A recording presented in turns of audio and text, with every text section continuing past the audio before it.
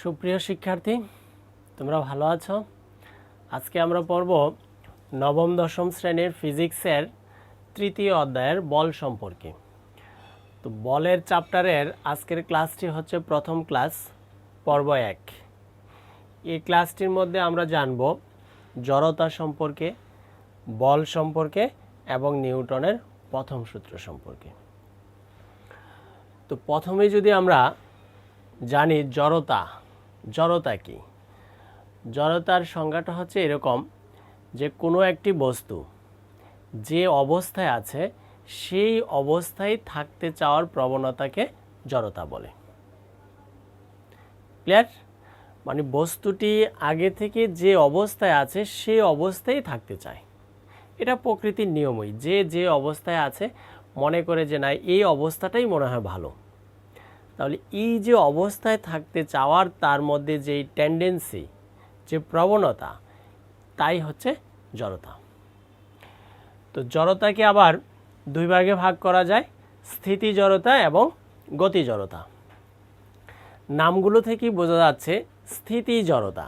স্থিতি জড়তা হচ্ছে কোনো স্থিতিশীল বস্তু, মানে স্থির বস্তু যা আগে থেকে স্থির আছে, সে যে স্থির থাকতে চায় তার প্রবণতাটাকে বলা হয় স্থিতি জড়তা। আর যদি কোনো বস্তু আগে থেকে গতিশীল থাকে তাহলে বস্তুটি গতিতেই থাকতে চায়, অর্থাৎ সে চলতেই চায়। তাহলে এই যে তার যে চলার প্রবণতা, গতি থাকার যে প্রবণতা, তা হচ্ছে গতি জড়তা। তো স্থিতি জড়তা এবং গতি জড়তা এগুলো নিয়ে পরীক্ষার মধ্যে এই উদাহরণগুলো থাকে, অথবা উদ্দীপকের মধ্যে উদাহরণগুলো দিয়ে দেয়। এগুলো দেখেই আমাদেরকে বুঝতে হয় কোনটি স্থিতি জড়তা, কোনটি গতি জড়তা। এছাড়াও বিভিন্ন রকমভাবেও এই প্রশ্নগুলো আসতে পারে স্থিতি জড়তা এবং গতি জড়তার উদাহরণগুলোকে নিয়ে। তো আমরা যদি কয়েকটি উদাহরণ ক্লিয়ার হয়ে নেই স্থিতি জড়তা এবং গতি জড়তার, তাহলে এগুলো নিয়ে আমাদের আর কোনো সমস্যা থাকবে না। আমরা যেই টাইপের প্রশ্নই হোক পরীক্ষায় অ্যান্সার দিতে পারবো। ঠিক আছে, তাহলে জেনে নেই স্থিতি জড়তার উদাহরণগুলো এখানে কি কি আছে। কয়েকটি গুরুত্বপূর্ণ উদাহরণের মধ্যে প্রথমে আমরা এখানে উল্লেখ করেছি গাড়ি যদি হঠাৎ চালু হয়ে যায় তাহলে কি ঘটনা ঘটে। তোমাদের এই অভিজ্ঞতাটা আসলে সবারই আছে, হয় দেখেছো অথবা কেউ এই পরিস্থিতির মধ্যে পড়েছ, যে একটি গাড়ি যখন স্থির থাকে, মানে গাড়ি চলার আগে সে তো একটা স্টেশনের মধ্যে স্থির থাকে, ওই অবস্থায় যখন আমরা গিয়ে গাড়ির মধ্যে বসি, গাড়ির সিটে বসি, তাহলে আমরাও স্থির, গাড়িও স্থির। কিন্তু হঠাৎ করে যদি গাড়ি যখন চলার সময় হলো, গাড়ির ড্রাইভার হঠাৎ করে গাড়িটাকে স্টার্ট দেয়, টান দেয়, তো গাড়ি যখন চলতে শুরু করে তখন আমরা পেছনের দিকে হেলে পড়ি। এই যে পেছনের দিকে হেলে পড়ি, এটা আসলে কেন হয়? এটা হয় স্থিতি জড়তার কারণে। তো এই বিষয়টা আমরা যদি আরেকটু ব্যাখ্যা করি, স্থিতি জড়তাটা আসলে এখানে কিভাবে কাজ করে বা কেন এমনটা হয়, সেটা আরেকটা উদাহরণ যদি আমরা খেয়াল করি, যেমন মোটর সাইকেলের ক্ষেত্রে এই ঘটনাটা আরও বেশি দেখা যায়। যে মোটর সাইকেলের মধ্যে যদি দুইজন আরোহী থাকে, পেছনের জন যিনি বসে আছে, হঠাৎ করে সামনের জন, মানে মোটর সাইকেল যিনি চালাচ্ছে, সে যদি টান দেয় মোটর সাইকেল, তাহলে পেছনের জন অনেক বেশি হেলে পড়ে, বা অনেক সময় দেখা গেছে মোটর সাইকেল থেকে নিচেই পড়ে যায়। তাহলে এই যে ঘটনাগুলো ঘটে সেটা স্থিতি জড়তা। তাহলে কেন ঘটে বিষয়টা হচ্ছে, যখন আমরা গাড়ির মধ্যে বলি অথবা মোটর সাইকেলের মধ্যে বলি যে বসেছিলাম, তখন স্থির ছিলাম, আমাদের শরীরের নিচের অংশ মোটর সাইকেল বা গাড়ির সিটের সাথে লেগে আছে, স্থির আছে। যখন মোটর সাইকেল বা গাড়ির টান দিল, যে অংশটা সিটের সাথে লেগেছিল আমাদের শরীরের, সেই অংশটা ওই মোটর সাইকেলের সাথে বা গাড়ির সাথে গতিশীল হয়ে গেল, সামনে চলে গেল। কিন্তু আমাদের শরীরের উপরের অংশ যে স্থির ছিল, সে স্থিরই থাকতে চাচ্ছে। যার কারণে স্থির থাকতে চায় মানে ওই অবস্থান থাকতে চায়। তো আমাদের বডির নিচের অংশ যখন সামনে চলে যাবে, পেছনের অংশ তো অবশ্যই, উপরের অংশ তো তখন পেছনে পড়ে যাবে। তাহলে এই ঘটনাটার কারণে আমরা পেছনে হেলে পড়ি। তো এটাকে আমরা ফিজিক্সের ভাষায় যদি এই ঘটনাটাকে ব্যাখ্যা করি, এটাই হচ্ছে স্থিতি জড়তা। ক্লিয়ার? তাহলে স্থিতি জড়তার কারণে কোনো স্থির গাড়িকে যদি হঠাৎ করে স্টার্ট দেওয়া হয় তাহলে আমরা পেছনে হেলে পড়ি। ঠিক আছে, বিষয়টা ক্লিয়ার আমাদের কাছে? এবার আমরা দেখি 2 নম্বরের যা উদাহরণ দেওয়া আছে, গ্লাসের উপর যদি আমরা একটি পয়সা রাখি বা কয়েন রেখে এই পরীক্ষাটা করতে পারি। যেমন একটি কাচের গ্লাসের মধ্যে যদি আমরা একটি পয়সা রাখি, তো গ্লাসের উপরে একটি শক্ত কাগজ দিয়ে আসলে পয়সাটি রাখতে হবে, তাহলে ঘটনাটা সুবিধা হয় বুঝতে। যে গ্লাসের উপরে আমরা একটি কাগজ দিলাম, শক্ত কাগজ। তো শক্ত কাগজ দিলে এই শক্ত কাগজের উপরে এই অবস্থায় যদি আমরা একটি পয়সা রাখি, তারপরে এই কাগজটির মধ্যে যদি আমরা হঠাৎ করে টোকা দিই জোরে, তো কাগজটি গতিশীল হয়ে যাবে, সামনে চলে যাবে। কিন্তু কাগজটির উপরে যে একটি পয়সা বসানো ছিল, সে পয়সাটা কিন্তু গতিশীল হবে না। সে যে এতক্ষণ যাবৎ স্থির ছিল, সে মনে করে যে না, আমি স্থির আছি, স্থিরই থাকি। তার স্থির থাকার একটি প্রবণতা এখানে দেখা যায়। তাই কাগজটি গতিশীল হয়ে এখান থেকে বের হয়ে যায়, আর পয়সাটি ওই অবস্থায় থাকতে চায়, কিন্তু শেষ পর্যন্ত থাকতে পারে না, কারণ কাগজটি থাকে না, এজন্য নিচে পড়ে যায়। কিন্তু এই যে সে কাগজটির সাথে সাথে গতিশীল হয় নাই, ওই মুহূর্তে গতিশীল হয় নাই, সে স্থির থাকতে চেয়েছে যে আমি ওইখানেই থাকি। তাহলে এই যে স্থির থাকার পয়সাটির যেই প্রবণতা, ইহাই হচ্ছে স্থিতি জড়তা। ক্লিয়ার? তারপরে স্থিতি জড়তার আরেকটি মজার উদাহরণ হচ্ছে যে আমাদের কাপড়ে বা শার্টে অনেক সময় যদি ধুলা লাগে বা চকের গুঁড়া লাগে, যেমন শার্টের এই জায়গায় কিছু চকের গুঁড়া লাগলো, তখন আমরা কি করি? টোকা দিই। এভাবে টোকা দিলে চকের গুঁড়া থেকে বা ধুলাবালি থেকে আমাদের এই যে কাপড়টা মুক্ত হয়ে যায়, পরিষ্কার হয়ে যায়। ইহাও আসলে স্থিতি জড়তার আরেকটি উদাহরণ। তাহলে কীভাবে আমরা উদাহরণটা এটা দিতে পারি, একটু ক্লিয়ার হয়ে নেই বিষয়টা হচ্ছে, যখন চকের গুঁড়া আমাদের এই কাপড়ের মধ্যে লাগলো, আমরা টোকা দিলাম কাপড়ের মধ্যে, তাহলে কাপড়টি গতিশীল হয়ে যে অবস্থানে ছিল তার থেকে দূরে চলে গেল। কিন্তু ধুলাটা বা চকের গুঁড়োগুলো যে অবস্থায় ছিল, ওরা সেই অবস্থায় থাকতে চায়, যার কারণে কাপড় গতিশীল হয়ে গেল, ধুলাবালিগুলো ওই অবস্থানেই থাকতে চেয়েছে। তাহলে কাপড় থেকে ধুলাগুলোর একটা বিচ্ছিন্নতা তৈরি হলো, দূরে চলে গেল। তাহলে দূরে চলে যাওয়া মানে পরবর্তীতে ময়লাগুলো নিচে পড়ে যায়, কাপড়টা ময়লা থেকে মুক্ত হয়ে গেল। তাহলে এই যে ধুলাগুলো স্থির ছিল, স্থির থাকতে চাওয়ার যে তার মধ্যে প্রবণতা দেখা দিল, এইটা হচ্ছে আরেকটি স্থিতি জড়তার উদাহরণ। ঠিক আছে? এবার আমরা জানি গতি জড়তা সম্পর্কে। গতি জড়তারও এখানে 2টি উদাহরণ আছে। তো প্রথম উদাহরণটি ওই গাড়ির বিষয়টাই, তবে এটা হচ্ছে তার উল্টা ঘটনা। যে গাড়িতে যদি হঠাৎ করে ব্রেক করা হয়, তো এই ঘটনাটাও আমরা সচরাচর দেখি গাড়িতে যখন উঠি, যে বাস দিয়ে মনে করো আমরা যাচ্ছি কোথাও, খুব স্পিডে বাস চলছে, হঠাৎ করে সামনে যে কোনো একটা কিছু দেখার পর গাড়ির ড্রাইভার ব্রেক ধরে ফেললো।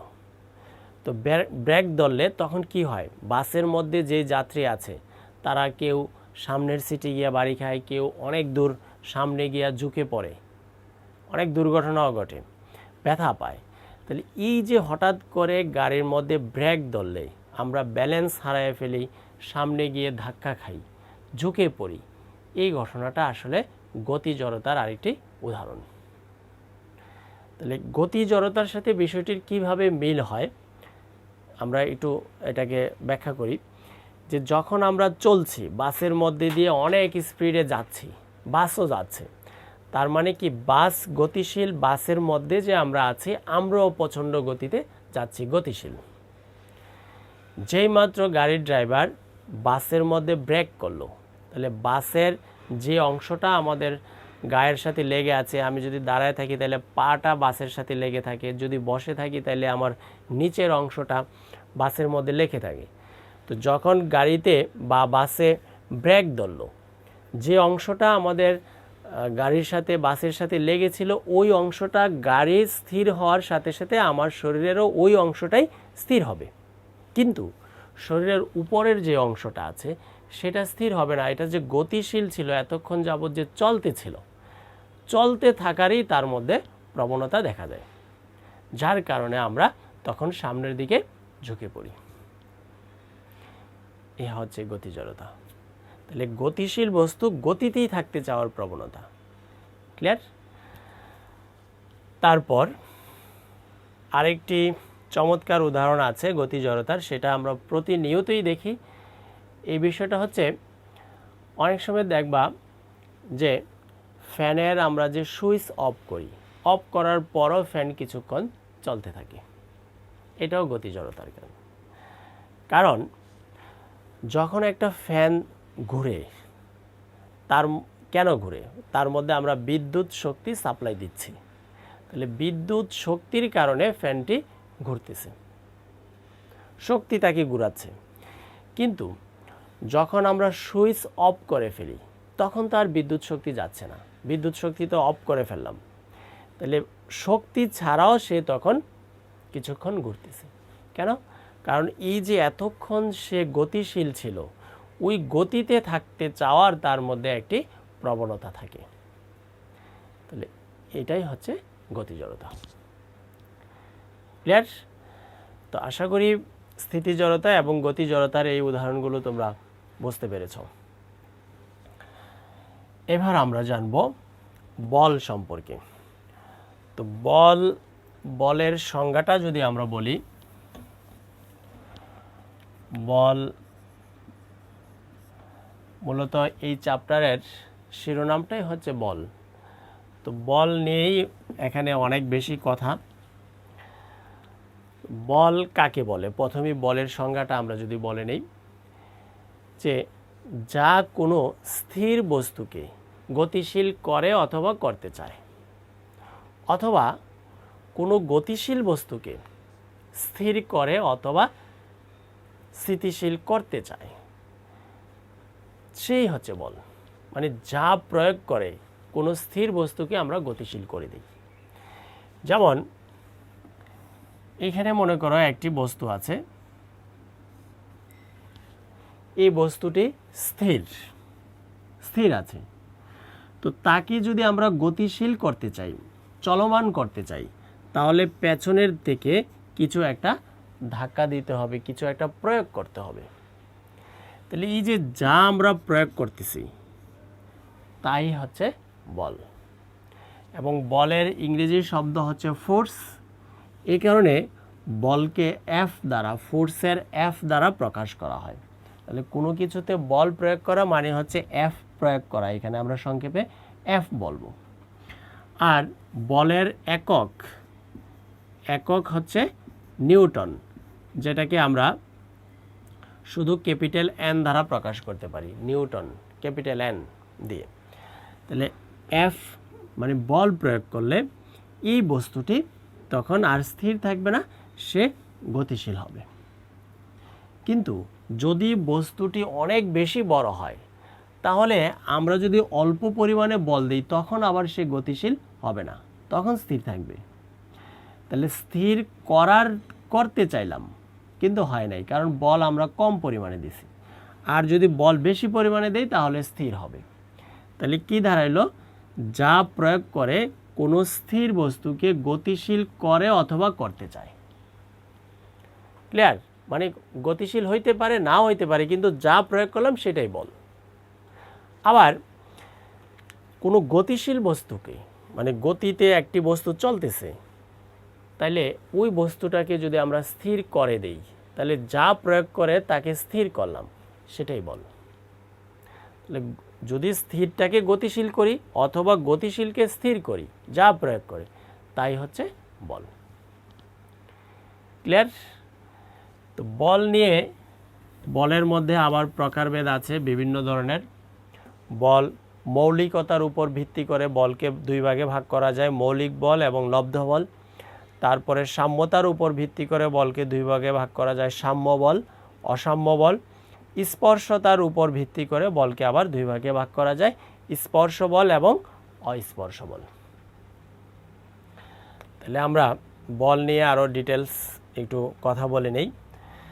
তো মৌলিকতার উপর ভিত্তি করে, মৌলিকতা হচ্ছে যে বলের মধ্যে যদি একাধিক বল মিশ্রিত থাকে সেটা হচ্ছে লব্ধ বল। লব্ধ মানে হচ্ছে কোনো কিছুর থেকে লাভ করা, মানে অনেকগুলো মিলে একাধিক বল একত্রে যুক্ত হয়ে যদি নতুন আরেকটি বল হয় সেটা হবে লব্ধ বল। আর যদি একাধিক বল না থাকে, শুধুমাত্র একই টাইপের বল থাকে, সেটাই হচ্ছে মৌলিক বল। আমরা জানি মৌলিক মানেই হচ্ছে ইউনিক, এটা অন্যদের থেকে একেবারেই আলাদা, মানে কারোর সে সহায়তা ছাড়াই নিজেই যেটা স্বয়ংসম্পূর্ণ, সেটাই হচ্ছে মৌলিক। যেমন মৌলিক পদার্থ মানে একই টাইপের পদার্থ, তো বলের ক্ষেত্রে একই। তাহলে মৌলিকতার ভিত্তি করে বল দুই প্রকার, মৌলিক বল এবং লব্ধ বল। মৌলিক বল আবার চার প্রকার। কি কি? মহাকর্ষ বল, তড়িৎ চুম্বকীয় বল, সবল নিউক্লিয় বল, দুর্বল নিউক্লিয় বল। তাহলে আমরা এদেরকে নিয়ে একটু কথা বলি। যদি মহাকর্ষ বল, মহাকর্ষ বল আমরা জানি মহাকর্ষ বল কি, ক্লাস 8এও তোমরা পড়ে আসছো। মহাকর্ষ বল হচ্ছে মহাবিশ্বের প্রতিটি বস্তুকণা একটি অপরটিকে আকর্ষণ করে। তাহলে এই যে দুইটি বস্তুকণা একে অপরকে আকর্ষণ করতেছে তাই হচ্ছে মহাকর্ষ বল। মানে মহাবিশ্বের যে কোনো দুইটি বস্তুর মধ্যে যে আকর্ষণ হয় তাই হচ্ছে মহাকর্ষ বল। ক্লিয়ার? তো মহাকর্ষ বলের সূত্রটা হচ্ছে F সমান G m1 m2/d²। এক্ষেত্রে G হচ্ছে মহাকর্ষ ধ্রুবক, m1 হচ্ছে দুটি বস্তুর মধ্যে, যেমন এই বস্তুটি m1 আর একটি বস্তু হচ্ছে m2, তাদের মধ্যবর্তী দূরত্ব হচ্ছে d, তখন তাদের মধ্যে যে আকর্ষণ হয় সেটা হচ্ছে F। তাহলে m1 আর এটা হচ্ছে দ্বিতীয় বস্তুর ভর হচ্ছে m2। প্রথম বস্তুর ভর m1, এটা 5 কেজি 10 কেজি যাই থাকুক, দ্বিতীয় বস্তুর ভর m2, আর তাদের মধ্যবর্তী যে দূরত্ব সেটা হচ্ছে d। এই রাশিগুলোর মান যখন আমরা বসায় দিব তাহলে এই দুটি বস্তুর মধ্যে কতটুকু আকর্ষণ আছে সেটা বের হবে, যা হচ্ছে মহাকর্ষ। ক্লিয়ার? তারপরে আমরা জানব তড়িৎ চুম্বকীয় বল।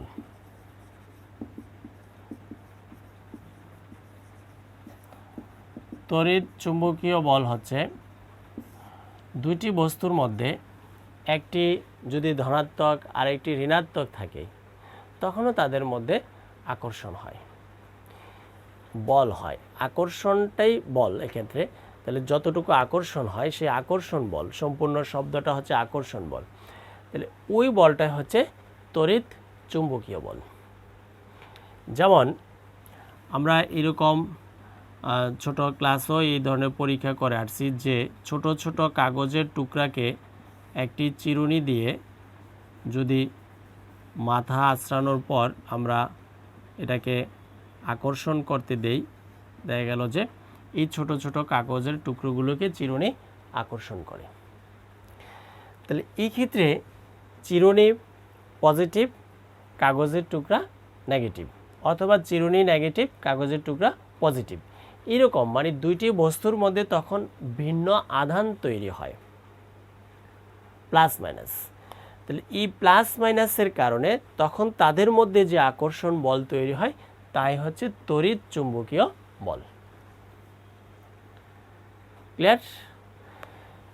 তো এখানে প্রসঙ্গক্রমে আরেকটি কথা হচ্ছে মহাকর্ষ বল এবং তড়িৎ চুম্বকীয় বল, এই দুইটির মধ্যে কোনটি বড়? কোনটির মান বেশি, মহাকর্ষ বল নাকি তড়িৎ চুম্বকীয় বল? তো অনেক সময় আমাদের মনে হইতে পারে মহাকর্ষ বলের মান মনে হয় বেশি। না, মহাকর্ষ বল থেকে তড়িৎ চুম্বকীয় বলের মান অনেক বেশি। মানে এই যে ছোট ছোট কাগজের টুকরোগুলোকে চিরুনি আকর্ষণ করতেছে, এই আকর্ষণ বলের মান মহাকর্ষ বলের চাইতে অনেক বেশি। অনেক বেশি বলতে কয়েক ট্রিলিয়ন গুণ বেশি। ট্রিলিয়ন, তাহলে ট্রিলিয়নটা কি, যে মিলিয়ন চাইতে বড় হচ্ছে বিলিয়ন, বিলিয়নের চাইতে বড় হচ্ছে ট্রিলিয়ন, এরকম কয়েক ট্রিলিয়ন বেশি হচ্ছে এই মহাকর্ষ বল থেকে তড়িৎ চুম্বকীয় বল। বিষয়টা অনেক সময় আমাদের কাছে অবিশ্বাস্য মনে হতে পারে যে কিভাবে সম্ভব, তড়িৎ চুম্বকীয় বল এটা চিরুনি তাকে আকর্ষণ করতেছে, সেটা একটা মহাকর্ষ বল থেকে কিভাবে বেশি। তো আমরা এই বিষয়টাও যদি খেয়াল করি যে কিভাবে বেশি, যে এই যে কাগজের টুকরোগুলোকে চিরুনি আকর্ষণ করতেছে, আকর্ষণ করে উপরে উঠাইতেছে, তাহলে কাগজের টুকরাগুলো নিচে ছিল, মনে করি মাটিতেই ছিল, তো মাটি থেকে এগুলোকে বা একটা কাগজের অথবা কোনো কিছুর উপরে টেবিলের উপরে রাখা আছে, টেবিলের উপর থেকে কাগজের টুকরোগুলোকে চিরুনি আকর্ষণ করে উপরে উঠাচ্ছে। যে মুহূর্তে চিরুনি আকর্ষণ করে এই কাগজের টুকরোগুলোকে উপরে উঠাচ্ছে, সেই মুহূর্তে কিন্তু কাগজের টুকরোগুলোকে পৃথিবীও আকর্ষণ করতেছে। পৃথিবী আকর্ষণ করে, সকল বস্তুকেই সবসময় পৃথিবী আকর্ষণ করে, এবং পৃথিবী আকর্ষণ করতেছে বস্তুগুলোকে তখন নিচের দিকে। তাহলে কাগজের টুকরাকে একসাথে একই সময়ে পৃথিবী আকর্ষণ করতেছে, যা হচ্ছে মহাকর্ষ বল। কাগজের টুকরোগুলোকে ওই সময়ে চিরুনি আকর্ষণ করতেছে, যা হচ্ছে তড়িৎ চুম্বকীয় বল। তাহলে উপরের এটা হচ্ছে তড়িৎ চুম্বকীয় বল, আর নিচেরটি হচ্ছে মহাকর্ষ বল। যেহেতু কাগজের টুকরোগুলো উপরেই ফাইনালি উঠতেছে, দুই ধরনের আকর্ষণের পর শেষ পর্যন্ত কাগজের টুকরোগুলো উঠতেছে উপরের দিকে, তাহলে অবশ্যই মহাকর্ষ বলটাকে ক্যান্সেল করে বাদ দিয়ে ওই শক্তিটা, ওই বলটা বেশি বলেই কাগজের টুকরোগুলো উপরে উঠতেছে। ক্লিয়ার? তাহলে এইভাবে বোঝা যাচ্ছে যে তড়িৎ চুম্বকীয় বল মহাকর্ষ বল থেকে অনেক বেশি।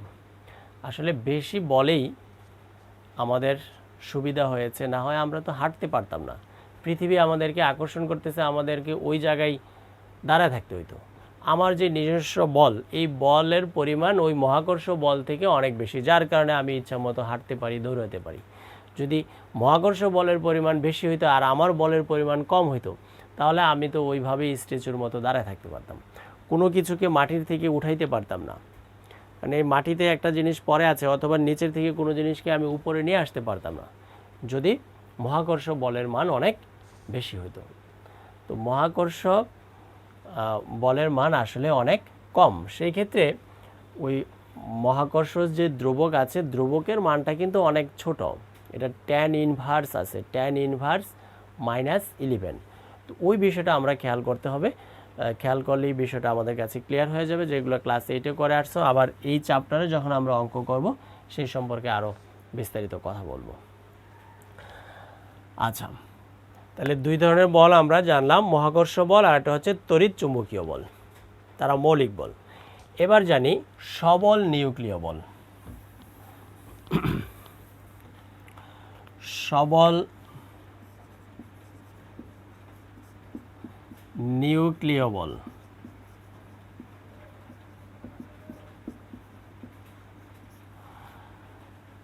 নিউক্লিয় বলটা কি? আসলে আমরা জানি একটি পরমাণুর ভিতরে নিউক্লিয়াস থাকে, ওই নিউক্লিয়াসের ভিতরে আবার প্রোটন থাকে এবং নিউট্রন থাকে। তাহলে নিউক্লিয়াসের আয়তন এমনিতেই অনেক ছোট। ছোট একটি নিউক্লিয়াসের ভিতরে প্রোটন থাকে এবং নিউট্রন থাকে। তাহলে তাদের এই যে ছোট্ট একটি জায়গার মধ্যে অনেকগুলো প্রোটন এবং অনেকগুলো নিউট্রন থাকে, তাহলে এই ছোট একটি জায়গার মধ্যে প্রোটন এবং নিউট্রন কাছাকাছি থাকে, তখন তাদের মধ্যে একটি শক্তিশালী আকর্ষণ বল তৈরি হয় থাকে। এই আকর্ষণ বল থাকে বলেই তারা একসাথে যুক্ত থাকে। এই বিষয়টা সবল, সবল মানে অনেক বেশি বোঝাচ্ছে এই ক্ষেত্রে। তাহলে সবল নিউক্লিয় বল।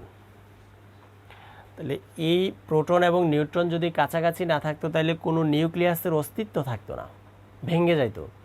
আর নিউক্লিয়াসের অস্তিত্ব না থাকলে পরমাণু থাকতো না, পরমাণু না থাকলে অণু অস্তিত্ব থাকতো না, আর অণু না থাকলে তো আমরাও থাকতাম না। মানে বিশ্বের কোনো বস্তু, পৃথিবীর বা মহাবিশ্বের কোনো বস্তুই আমরা পেতাম না। তাহলে সবল নিউক্লিয় বল আছে বলেই এই সবগুলোর ক্রমান্বয়ে অস্তিত্ব আছে। ক্লিয়ার? তারপর আরও একটি বল আছে দুর্বল নিউক্লিয় বল। তাহলে নিউক্লিয়র মধ্যে একটি সবল আর একটি দুর্বল। তো সবলটা বুঝলাম আমরা, এখন আবার দুর্বল নিউক্লিয় বল কেন? দুর্বল হচ্ছে নিউক্লিয়াসের ভিতর আরেক ধরনের বল আছে যেটা অত্যন্ত দুর্বল। এই দুর্বল থাকার কারণে নিউক্লিয়াস থেকে অনেক কণা, অনেক রেডিয়েশন বের হয়। এগুলো তেজস্ক্রিয়তা সম্পর্কে যখন আমরা পড়ব তখন আরও ডিটেলস জানবো, এখন একটু বলে নেই।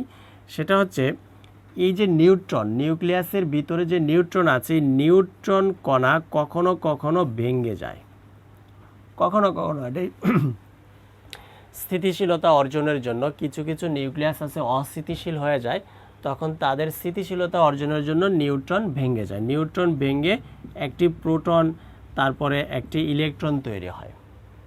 যেহেতু নিউট্রন হচ্ছে নিউট্রাল, নিরপেক্ষ কোনো জিনিস যদি ভাঙে একটি পজিটিভ হলে একটি নেগেটিভও হবে।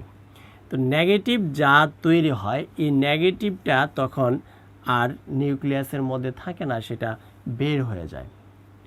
তো বের হয় কেন? কারণ তাকে যে আকর্ষণ করে রাখবে সেই আকর্ষণটা অত্যন্ত দুর্বল। এই দুর্বল হওয়ার কারণে সে আর ভিতরে থাকে না, ওটা তখন বের হয়ে যেতে পারে। তাহলে ওই আকর্ষণ বলটি হচ্ছে দুর্বল নিউক্লিয় বল। ক্লিয়ার?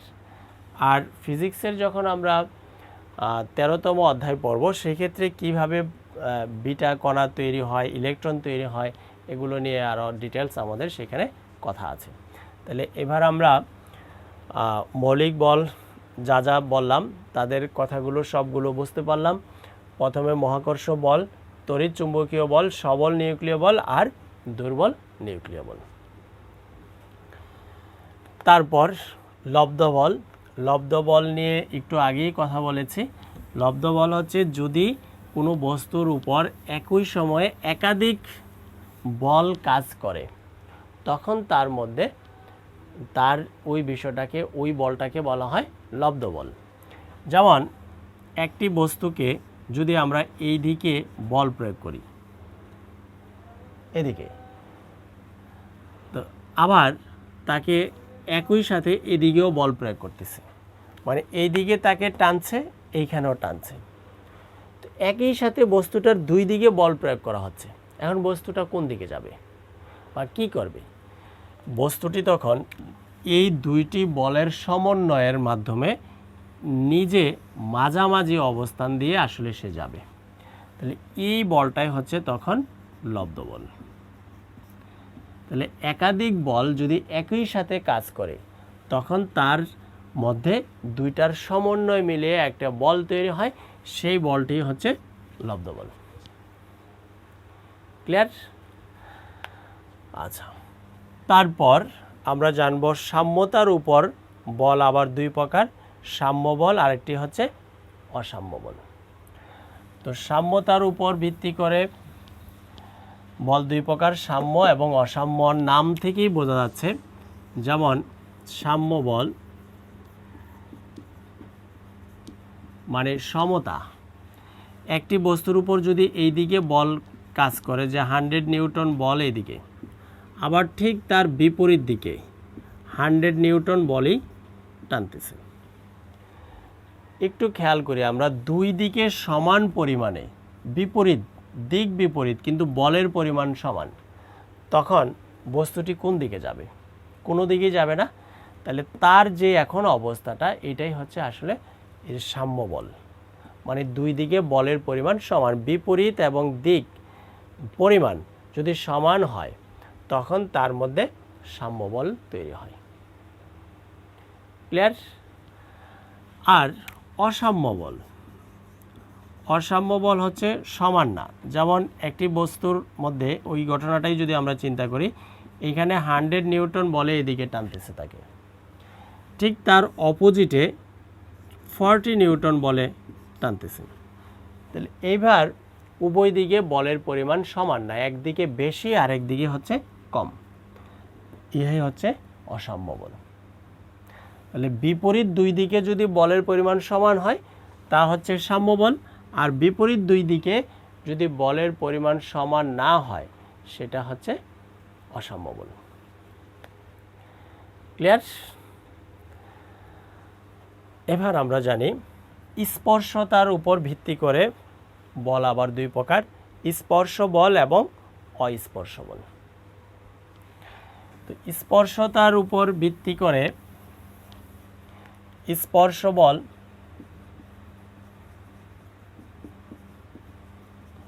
এতক্ষণ আমরা যা বললাম অনেকগুলি স্পর্শ বল ছিল, আবার অস্পর্শ বলও ছিল। যেমন স্পর্শ বল হচ্ছে একটি বস্তুর কথা প্রথমে যে উদাহরণ দিয়েছিলাম, এই বস্তুটিকে আমরা তার গায়ের মধ্যে বল প্রয়োগ করলাম, ধাক্কা দিলাম। তাহলে এই যে ধাক্কা দেওয়া, তার গায়ের মধ্যে টাচ করা, তাহলে টাচ করে যে বল প্রয়োগ করা হয় সেটা হচ্ছে স্পর্শ বল, মানে স্পর্শ করে যে বল প্রয়োগ করা হচ্ছে। ঠিক আছে? আবার অনেক সময় স্পর্শ না করেও বল প্রয়োগ করা যায়। কিভাবে? যেমন তোমরা জানো যে বিপরীত মেরু চুম্বক পরস্পরকে আকর্ষণ করে আর সমমেরু চুম্বক পরস্পরকে বিকর্ষণ করে। যেমন এইখানে একটি চুম্বক আছে উত্তর মেরু, তার উত্তর মেরুটা এদিকে আছে, আর একটি চুম্বক আনলাম তারও উত্তর মেরু দিকে, তাহলে দুইটি সমমেরু কাছাকাছি আনলাম। তো কাছাকাছি যদি আনি, এবার একটিকে আরেকটির গায়ে স্পর্শ করার আগেই এই বস্তুটি ওদিকে ধাক্কা দিয়ে চলে যাবে। তাহলে তাকে কিন্তু স্পর্শ করানোর প্রয়োজন হয় নাই, একটু দূরে থাকতেই তারা একটি আরেকটিকে বিকর্ষণ করছে। তাহলে এই যে স্পর্শ করা ছাড়া বল প্রয়োগ হচ্ছে, তাহলে স্পর্শ করা ছাড়া যদি কোনো বল প্রয়োগ করা হয় তাই হচ্ছে অস্পর্শ বল। তাহলে স্পর্শ বল হচ্ছে স্পর্শ করার মাধ্যমে যে বল, আর অস্পর্শ বল হচ্ছে টাচ না করে, স্পর্শ না করে যে বল প্রয়োগ করা হয় তা হচ্ছে অস্পর্শ বল। ক্লিয়ার? তো এই ছিল আমাদের বল সম্পর্কে, বিভিন্ন টাইপের বল আমরা জানলাম। আর আজকের আলোচনার একেবারে শেষ অংশটি হচ্ছে নিউটনের প্রথম সূত্র। যেহেতু এই আজকের ক্লাসটি হচ্ছে চ্যাপ্টারের প্রথম ক্লাস, তো এই বলের সাথে নিউটনের প্রথম সূত্রের আবার মিল আছে। বিজ্ঞানী নিউটন এই সংক্রান্ত 3টি সূত্র দিয়েছেন, প্রথম সূত্র, দ্বিতীয় সূত্র এবং তৃতীয় সূত্র। প্রথম সূত্রটি হচ্ছে নিউটনের প্রথম সূত্র নামে পরিচিত।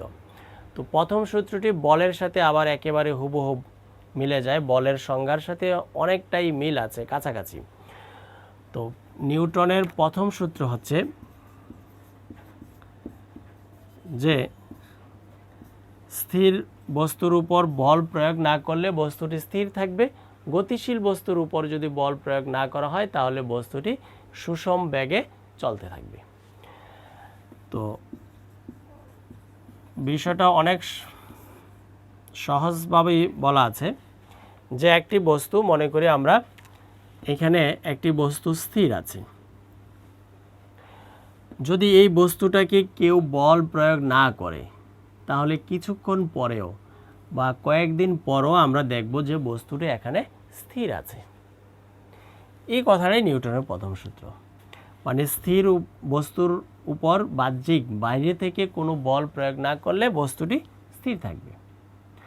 আবার যদি কোনো বস্তু গতিশীল, মানে গতিতে চলতেছে, তাকে যদি কেউ না থামায়, বাইরের থেকে যদি কোনো বল প্রয়োগ না করে, কোনো ধরনের ডিস্টার্ব না হয়, কোনো ধরনের বাধা না থাকে, কোনো ধরনের ঘর্ষণ না থাকে, তাহলে একটি বস্তু যে গতিতে চলছে বস্তুটি ওই গতিতেই চলতেই থাকবে, একই বেগে চলতে থাকবে।